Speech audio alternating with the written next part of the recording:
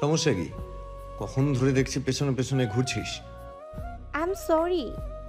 করুণ কণ্ঠে মাথা নিচু করে। Sorry for? তিশা বুঝতে পারে জিসান জেনেও না জানার ভান করছে। আই এম সরি কাল রাতের জন্য। আমি সত্যিই জানতাম না স্যার এত বাজে হবে। আমি ওভাবে বলতে চাইনি, প্লিজ ক্ষমা করে দিন। বলতে বলতে তিশা কান্না করে দেয়। চোখ দিয়ে পানি পড়ছে, যাকে বন্ধ করার বৃথা চেষ্টা করছে তিশা। না পেরে হাতের উল্টো পিঠ দিয়ে চোখ মুছতে লাগলো। জিসান যতই রাগ করুক, কিন্তু তিশার কান্না একদমই সহ্য করতে পারে না। তিশার হাতটা ধরে এক টানে বুকের মধ্যে নিয়ে এলো। তিশাকে পরম আদরে বুকের মধ্যে চেপে ধরলো। আর তিশাও আজ জিসানের পিঠের দিকে গেঞ্জিটায় মুঠ দিয়ে ধরে রেখেছে। আজ তিশারও জিসানকে জড়িয়ে ধরেছে। আজ কেন জানি তিশার মাঝে কোনো সংশয় কাজ করছে না, বরং ভালো লাগা বিরাজ করছে। স্টপ জান, একদম চুপ। কিন্তু তিশার থামার নামই নেই বলে একটা ধমক দিল জিসান। স্টপ। তিশা ধমকে চুপ তো হয়ে গেল, কিন্তু চোখের জল বন্ধ হওয়ার নাম নেই। জিসান আলতো হাতে চোখ মুছে দিয়ে দু চোখে নিজের ঠোঁট ছোঁয়ালো। মুহূর্তের মধ্যে তিশার পুরো শরীর ঠান্ডা স্রোতে শিহরণ বয়ে গেল। কারো ঠোঁটের স্পর্শ যে এত ভালো লাগা কাজ করতে পারে তা তো জানাই ছিল না তিশার। অদ্ভুত সেন্সন কাজ করছে। তিশার চোখ দুটো এখন বন্ধ করে সেই স্পর্শটা অনুভব করছে। তিশা জানে না কেন তার সাথে এমন হচ্ছে, তবে আজকাল যে ও জিসানকে চরমভাবে মিস করে তা জানে। কিভাবে যেন এই মানুষটি তিশার কলিজায় গেঁথে গেছে। এখন মানুষটি দূরে সরে গেলে কলিজাটাও যেন ছিঁড়ে যায়। হ্যালো এভরিওয়ান, মোস্ট বেটের সাথে আমার এক্সপিরিয়েন্স সত্যি অনেক মজার, যা আমাকে নগদ পুরস্কার জেতার সুযোগ করে দিয়েছে। একটি খেলার সবচেয়ে এক্সাইটিং তা হলো প্লিঙ্কো। খেলাটি পুরো ডিটেলস বলে আমি আপনাদের সারপ্রাইজ নষ্ট করতে চাচ্ছি না। ট্রাস্ট মি, এইটি হবে আপনাদের জন্য একটি নতুন এক্সপিরিয়েন্স। যদি আপনি একজন গেম লাভার হন, মোস্ট বেট দিচ্ছে এক্সাইটিং সব গেম অফার। মোস্ট বেটই দিচ্ছে খেলায় খেলায় নগদ পুরস্কার জেতার সুযোগ। মোস্ট বেটে রয়েছে বিকাশ, নগদ, রকেট, উপায় এবং অন্যান্য অনলাইন ট্রানজ্যাকশনের মাধ্যমে দ্রুত ও সহজে আপনার টাকা ডিপোজিট ও উইথড্র করার সুবিধা। সাথে থাকছে 24 ঘন্টা সপ্তাহে 7 দিন কাস্টমার কেয়ার সাপোর্ট। এই প্ল্যাটফর্মটি দিচ্ছে লাইভ স্ট্রিম ম্যাচ দেখার সুযোগ। নিচের দেওয়া আমার প্রোমো কোডটি ইউজ করে রেজিস্ট্রেশন ও আপনার প্রথম ডিপোজিটে পেয়ে যাচ্ছেন এক্সাইটিং ওয়েলকাম বোনাস আর 250টি free spin. Don't miss this offer. জিসানের মুখে এক চিলতে হাসির রেখা ফুটে ওঠে। জিসান বুঝতে পেরেছে ওর পিচ্ছি বউটাও আজকাল ওর একটু স্পর্শ পেতে চায়। তাই জিসানও সুযোগ পেয়ে তিশার দুগালে কপালে চুমু দিয়ে দিল। কারো চুমু যে এত মিষ্টি হতে পারে তা তিশা আজ অনুভব করলো। তিশার আজ চিৎকার করে বলতে মন চাইছে, আর এমন হবে না প্লিজ, ভরিয়ে দেন না আজ আমাকে আপনার চুমুতে। আজ আমিও যে আপনার চুমুতে পাগল হয়ে গেলাম। এত মিষ্টির স্বাদ তো মিষ্টিতেও নেই যতটা আপনার চুমুতে আছে। তিশাকে এখনো এভাবে দাঁড়িয়ে থাকতে দেখে তিশার ঘাড়ের হাড়গুলোতে ঠোঁট ছুঁয়ে জিসান আস্তে আস্তে তিশার কানের কাছে এসে ফিসফিসিয়ে বলতে লাগলো, আমি কিন্তু এখনো মাফ করিনি, এই জন্য শাস্তি পেতে হবে তোকে। শাস্তির কথা শুনে চকিতে চোখ খুলল তিশা। শাস্তি? কিসের শাস্তি? তিশাকে একদম নিজের কাছে টেনে এনে শাস্তি নিতে রেডি তো? তিশা জিসানের দিকে ফেলফেলিয়ে তাকিয়ে মাথা নাড়ল। জিসান আলমারি থেকে কয়েকটা শপিং ব্যাগ বের করে তিশার হাতে দিল। এসব কি? খুলে দেখ।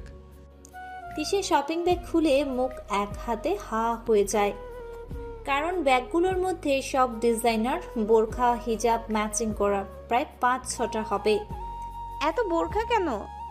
জিসান তিশার হাতটা ধরে নিজের কাছে টেনে এনে, এগুলো সব তোর জন্য, কোচিং কলেজ আর বাহিরে যাওয়ার জন্য। আজ থেকে এসব পরেই বাহিরে যাবি। আমি চাই না আমার তিশাকে কেউ দেখুক।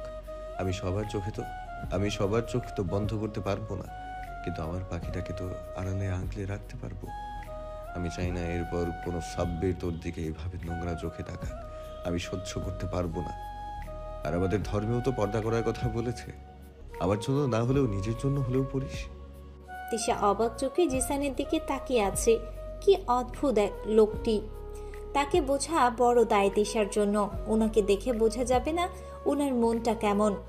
আমি মাথা নেড়ে তাকে বললাম, আমি এগুলো পরবো, এতে আমার কোনো সমস্যাও নেই। জিসান হেসে তিশার কপালে আরও একটা চুমু দিল। রায়হান ড্রয়িং রুমে বসে সবার সাথে কথা বলছে। তিশা আসলে তিশাকে রেডি হতে বলে যাবার জন্য। তিনি জিসানের মা, কিন্তু জিসানের মা ডিনার না করে কিছুতেই যেতে দেবে না। তাই এখন বসে থাকা ছাড়া কোনো উপায় নেই। তাওহিদ ও তৌফিক সাহেবের সাথে গল্প করার ফাঁকে জিসানের কথা জিজ্ঞেস করে। ভাইয়া জানি কোথায় গিয়েছে খুব তাড়াহুড়ো করে। ও আচ্ছা, হয়তো কোনো কাজ পড়েছে। তিশার সাথে কথা বলার মাঝেই একটা কল আসে জিসানের। কলটা রিসিভ করার পর জিসানের চুল শক্ত হয়ে যায়। কোনো রকম তিশাকে বুঝ দিয়ে বাড়ি থেকে বের হয়ে গাড়ি নিয়ে সোজা কোথাও চলে যায়। তিশা কিছুটা অবাক হয়ে জিসানের এমন তড়িৎ গতিতে যাওয়ার জন্য। হালকা অন্ধকার রুমে একটা শক্ত কাঠের চেয়ারে একজনকে বেঁধে রাখা হয়েছে। জিসান ঘরে ঢুকেই চেয়ারে বসে থাকা লোকটির বুকে লাথি মারে। চেয়ার সহ ছিটকে গিয়ে পড়ে লোকটি। এতে প্রচন্ড আঘাত পায়। নাক মুখ দিয়ে রক্ত বের হয়ে যায়। জিসান লোকটিকে চেয়ার সহ তুলে। আমি কি বলেছিলাম? শুধু ভয় দেখাতে। আর তুই কি করছিলি? একটুর জন্য বেঁচে গেছে। আজ যদি ওর কিছু হতো তাহলে জানিস কি হতো? সুনামি নেমে যেত, সব শেষ করে দিতাম আমি, সব। বলেই লোকটাকে নিজের হাতে হকি স্টিক দিয়ে মারতে লাগলো। সৌমিশে জিসানকে থামালো। স্যার মরে যাবে, প্লিজ স্যার। আমি খবর নিয়ে এসেছি মেয়েটা অবিবাহিত আর আপনাকে ওর স্বামী দাবি করছে। কেন? বিশ্বাস করেন বস, আমি ঠিক মতোই আইতা ছিলাম। 20 বছর ধইরা গাড়ি চালাই, আজও কোনো ভুল হয়নি। আপনার কত কাজ করছি, তাহলে এটা কেমনে ভুল করি?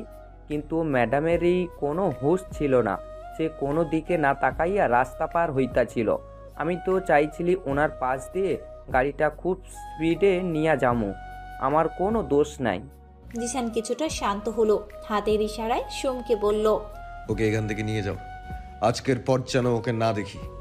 আর প্ল্যান অনুযায়ী বাকি কাজ করে ফেলো। জিসান জানালার পর্দা সরিয়ে সামনের ভিউর দিকে তাকিয়ে আছে। বাড়িটা শহরের কোলাহল থেকে কিছুটা দূরে। যখন জিসান খুব ক্লান্ত হয়ে পড়ে সব কিছু থেকে, তখন জিসান ভাবে একা কাটানোর জন্য এখানে চলে আসে। এই বাড়ির ঠিকানা ওর পিয়ে সোম ছাড়া কেউ জানে না। মাথাটা ভীষণ পেইন করছে। প্যাকেট থেকে একটা সিগারেট জ্বালিয়ে বাতাসে ধোঁয়া ছড়াতে থাকে। সোম পিছনে এসে, স্যার এটা করার কি খুব দরকার ছিল? আজ ভাগ্যক্রমে ম্যাডাম বেঁচে গিয়েছে। খেলাটা খুব রিস্ক ছিল। পারমিশন দিলে একটা কথা জিজ্ঞেস করতাম। জিসান একটু হেসে, তোমার আবার পারমিশন কবে থেকে লাগতো? না আসলে ব্যাপারটা যে পার্সোনাল, তাই। বলো কি বলতে চাও? এসব কেন স্যার? ম্যাডামের সাথে তো বিয়ে হয়ে গিয়েছে, তাহলে এসব কেন? জানো শোন, ওকে বিয়ের জন্য আমাকে কিছু শর্ত মানতে হয়েছিল। প্রথম দুটো শর্ত আমি ভেঙে দেই, কিন্তু সমস্যা হচ্ছে তৃতীয় শর্ত। আমি যাতে তৃতীয় শর্ত না ভাঙতে পারি তার জন্য নোটিশ জারি করেছে আমার বাবা আর শ্বশুর। সেদিন আমি প্যারিস থেকে আসি, সেদিনই আমাকে নিয়ে একটা সভা বসে বাড়িতে। সেখানে আমি, রায়হান আর আমার দুজন শ্রদ্ধনীয় বাবা উপস্থিত ছিল, আর কেউ না। তারা আমাকে দিশা থেকে দূরে থাকতে বলে। আমার মাথা সেদিন খারাপ হয়ে গিয়েছিল। 4 বছর পর দেশে ফিরে এসব কথা শুনে কান্না মাথা গরম হবে বলো? আমি তাদেরকে তিশার HSC পরীক্ষার পর তুলে দেওয়ার কথা বললে আবার শ্বশুর কিছু চিন্তা না করেই বলে ফেলে তিশার পড়ালেখা শেষ না হওয়া পর্যন্ত তারা এই বিষয় নিয়ে কোনো চিন্তা করবে না। আরে 4-5 বছর আমাকে অপেক্ষা করতে বলে তুমি বলো মগের মূল্য পেয়েছে? দীর্ঘ এত বছর ওর জন্য অপেক্ষা করেছি, সেই ছোট্ট থেকে ওর। এখন আবার নাকি অপেক্ষা? কিভাবে বলতে পারলো উনি? আমার ফ্রেন্ডদের বিয়ে হয়ে বাচ্চা কাচ্চা হয়ে গিয়েছে, আর আমি এখনো শুধু অপেক্ষা করে যাচ্ছি। তার উপর আরেক শর্ত নিজের বইয়ের কাছ থেকে দূরে সরে থাকতে। তাদের এই শর্তটা মানতে আমি নারাজ। তাই তো সেদিন তিশাকে পুকুর থেকে বাঁচাবার পর আমার শ্বশুর এই বিষয় নিয়ে আর কোনো কথা বলেননি। মেয়ের জীবন বাঁচিয়েছি, কোন মুখে বলবে মেয়ে থেকে দূরে থাকতে? ওটা অন্য কথা, তিশাকে পুকুরে আমিই ফেলেছিলাম শুধু তিশার কাছে থাকার জন্য। সেটা না হয় বুঝলাম, কিন্তু আজ আবার এটা কেন? সব কি আজই শুনলে? ধৈর্য ধরো, ধৈর্যের ফল মিঠা হয়, জানো তো? হুম। জিসান একটা দীর্ঘশ্বাস ছেড়ে জানো সোম, অপেক্ষা জিনিসটা কতটা খারাপ একমাত্র সে বুঝে যাকে এটা করতে হয়। তবু আমি অপেক্ষা করতে রাজি হয়েছিলাম, কিন্তু আমি এখন বুঝতে পারছি তিশার বাবার মনে অন্য কিছু চলছে। আমার আর তিশার ব্যাপারটা তখন মেনে নিলেও এখন মানতে চাইছে না। কোনো না কোনোভাবে তিশাকে আমার থেকে আলাদা করতে চাইছে। কারণটা কি আমি জানি না। তিনি হয়তো অন্য কিছু চিন্তা করেছেন। সে কিছু করুক, তার আগেই আমার জিনিসটি আমার কাছে নিয়ে আসতে হবে। ইচ্ছাগুলো জোর করে নিয়ে আসতে পারি, কিন্তু এতে আমি একটা মূল্যবান জিনিস হারাবো, আর তা হলো রায়হান। রায়হানকে আমি হারাতে চাই না। আর তিশার বাবার অমতে তিশাও আমার কাছে আসতে চাইবে না। আপোষে যেহেতু কিছু হবে না, তাহলে একটু আঙ্গুল বাঁকিয়ে নিয়ে নিই, সমস্যা কি? কোনো অবৈধ জিনিস তো চাইনি, আমার বিয়ে করা বৈধ বউটাকেই চাইছি। সোম অবাক দৃষ্টিতে তাকিয়েছে জিসানের দিকে। এই মানুষটিকে বোঝা তার জন্য অনেক কঠিন। গত কয়েক বছর ধরে জিসানের বিয়ের পেশায় আছে। যথেষ্ট সৎ আর কাজের প্রতি নিষ্ঠা দেখে জিসান সোমকে খুব পছন্দ করে, তার সাথে বিশ্বাসও। তাই তো জিসানের এই রূপটা একমাত্র সোমই দেখতে পায়। জিসান বাসায় আসতে আসতে একটু লেট হয়ে যায়, তবুও এসে ভাগ্যক্রমে রায়হানকে পেয়ে যায়। রায়হান আর তিশা মাত্রই সবার থেকে বিদায় নিয়ে বের হবে, তখনই জিসান বাসায় প্রবেশ করে। কোথায় ছিলি? ফোন কোথায় তোর? কয়টা ফোন দিয়েছি জানিস? রায়হানের কথায় জিসান ফোন চেক করে। সরি আর চার্জ নেই। এভাবে না বলে কোথাও যাবি না, এরপর বুঝলি এমনি তোর শত্রুর অভাব নেই। জিসান মৃদু হেসে, এভাবে বউয়ের মতো জেরা করা বন্ধ কর। আমার পিচ্ছি বউটাকে এসব শেখাতে নেই, তাহলে আমার কপাল পুড়বে। Shut up. রায়হান হেসে।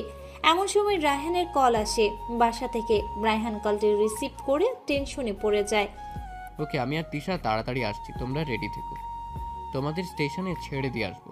কলটা কেটে তিশাকে বলে, তাড়াতাড়ি চল, মা বাবা এক্ষুনি গ্রামে যাবে। তিশা প্রশ্ন করার আগে জিসান প্রশ্ন করে বসে, কেন? মামার অবস্থা ভালো না, হসপিটালে অ্যাডমিট আছে বর্তমানে। মা শুনেই কান্নায় ভাসিয়ে দিয়েছে, ভাইকে নিজ চোখে না দেখা পর্যন্ত থামবে না, তা বাবা ভালো করেই জানে। তাই এক্ষুনি যাওয়ার সিদ্ধান্ত নিয়েছে। তিশাকে বাসায় রেখে আবার বাবা মাকে স্টেশনে দিয়ে আসতে হবে। তুই স্টেশনে গেলে তিশার সাথে কে থাকবে? কেউ না, আমি বাহির দিয়ে দরজা লক করে যাব। আর কাল কাল যখন তুই অফিসে থাকবি তখন? রায়হান খুব ভালো করে বুঝতে পারছে জিসান কি বলতে চাইছে, তাই ও চিন্তায় পড়ে গেল। সমস্যা নেই, আমি একা থাকতে পারবো। তোকে কেউ জিজ্ঞেস করেছে? তাহলে রায় দিতে আসলি কেন? কোথাও যাবি না তুই যতদিন বাবা মা না আসে। তিশার হাতটা ধরে বাসার ভেতরে নিয়ে গেল। তিশা ভাইয়ের দিকে তাকিয়ে আছে। রায়হান মাথা নাড়িয়ে হা বলে, তাই তিশাও চুপ হয়ে গেল। রায়হান ওর বাবা মাকে এই ব্যাপারটা বলে, তার উপর ওনারাও বুঝতে পারে জিসান কথাটা মন্দ বলেনি। তাই তিশা এখানেই থাক কিছুদিন, এতে টেনশনও কম হবে। রায়হান ও জিসান দুজনে গিয়ে তিশার বাবা মাকে ট্রেনে উঠিয়ে দিয়ে আসে।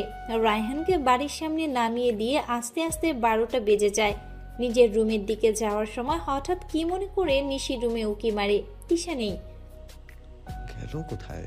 আমার রুমে না তো। জিসান নিজের রুমেও তিশাকে পায় না, ভাবতে লাগে কোথায় থাকতে পারে। হঠাৎ হাঁটা ধরে ছাদের দিকে, যা ভেবেছিল তিশা ছাদে দোলনাতে বসে আছে। চাঁদের স্নিগ্ধ আলো তিশার মুখে পড়ে এক অপরূপ সৌন্দর্য ফুটে উঠেছে। কি যে মায়া লাগছে তা উপলব্ধি করার মতো না। এই মায়ার জালেই তো আমি ফেসে গেছি, যার থেকে আমি মুক্তি পেতে চাই না। হালকা ঠান্ডা বাতাস বইছে, হয়তো কোথাও ঝড় হচ্ছে। জিসানের মনেও এই মেয়েটাকে দেখলে কেমন ঝড় হতে থাকে। এই ঝড়কে শান্ত করতে তোর ওই কাজল কালো আঁখি দুটির শান্ত চাহনি যথেষ্ট। জিসান একটু মুচকি হেসে তিশার পাশে গিয়ে বসলো। তিশা আকাশের দিকে তাকিয়েছিল। জিসানকে পাশে বসতে দেখে একবার তাকিয়ে আবার আকাশ দেখতে ব্যস্ত হয়ে পড়ল। মন খারাপ? হুম, তাহলে এত রাতে এখানে কি করছিস? চাঁদ দেখছি, কত সুন্দর তাই না? অনেক সুন্দর। তিশার দিকে তাকিয়ে তিশা একটু হেসে, আপনি তো দেখলেনই না, তাহলে কি করে বললেন? আমি আমার আকাশের চাঁদের কথা বলছি। ওই আকাশের চাঁদকে তো সবাই দেখে, অনেক কাছেও পেতে চায়, কিন্তু আমার আকাশের চাঁদটা শুধু আমার, এতে কারো অধিকার নেই, আর আমি কাউকে দেখতেও দেব না। তাহলে কি করবেন? ঘরে বন্দি করে রাখবেন? এর পরেও যদি দেখে ফেলে? ঘরে বন্দি করব না, তবে কেউ যাতে আশেপাশে না আসতে পারে তার ব্যবস্থা করে দেব। এরপরও যদি দেখে আমার ভেতরে, তাকে আড়াল করে ফেলবে। তিশা এবার জিসানের দিকে তাকালো। জিসান মাথাটা নিচু করে নিচের দিকে তাকিয়ে আছে। কি অদ্ভুত লোকটি, বিচিত্র তার চিন্তা ভাবনা। তার অর্ধেক কথা আমি কিছুই বুঝিনি, বাকি অর্ধেক কথা বুঝেও লাভ নেই। রহস্যময় তার সব কিছু আমার জন্য। তিশা গুড নাইট বলে চলে যেতে নিলে জিসান হাতটা ধরে ফেলে। তিশা তাকিয়ে আছে জিসানের দিকে। কফি খাবো, খাওয়াবি? ঠিক আছে, আমি বানিয়ে নিয়ে আসছি। এখানে না, রুমে নিয়ে আসিস। তিশা চলে গেল কফি বানাতে। জিসান বেলকনিতে দাঁড়িয়ে বাহিরের দিকে তাকিয়ে আছে। হালকা মৃদু বাতাস এসে মাঝে মাঝে শরীরে বুলিয়ে দিচ্ছে। অদ্ভুত শিহরণ জাগে পুরো শরীরে। তিশা কফি এনে জিসানের হাতে দিল, কফিতে চুমুক দিয়ে। কিছু একটা কম আছে। তিশা চিন্তায় পড়ে যায়। আমি তো সব দিলাম, তাহলে? বিশ্বাস না হলে খেয়ে দেখ। তিশা এক চুমুক খেয়ে দেখে। সব ঠিকই আছে, সব তো ঠিক, একদম পারফেক্ট। তাই দেখি। জিসান কফিতে চুমুক দিয়ে। এবার ঠিক আছে। তিশা বুঝতে পারলো জিসান ইচ্ছে করেই করেছে। মুখটা অন্যদিকে ঘুরিয়ে ফেললো, কিন্তু ঠোঁটের কোণে এক চিলতি হাসি ঠিকই ফুটে উঠল তিশার। আচ্ছা অন্ধকারেও সেই হাসি জিসান দেখে ফেলে। অনেক রাত হয়েছে, আমি এখন আসি। বলে তিশা যেতে নিলে জিসান হাতটা ধরে ফেলে। এবার তিশার বুঝতে বাকি নেই জিসান কেন ধরেছে। একটানে তিশাকে নিজের কাছে নিয়ে আসে। তিশার পিঠ জিসানের বুকের সাথে লেগে আছে। তিশার কোমরটা ধরে আরো একটু কাছে টেনে নিল। তিশার সিল্কি চুলে নিজের মুখ ডুবিয়ে দিল। জিসানের স্পর্শে তিশার শরীরে কম্পন হতে লাগলো। তিশার এই কম্পন যেন জিসানকে আরো পাগল করার জন্য যথেষ্ট ছিল। ঘাড়ের পেছনে চুলগুলো সরিয়ে টুকরো টুকরো কিস করতে লাগলো।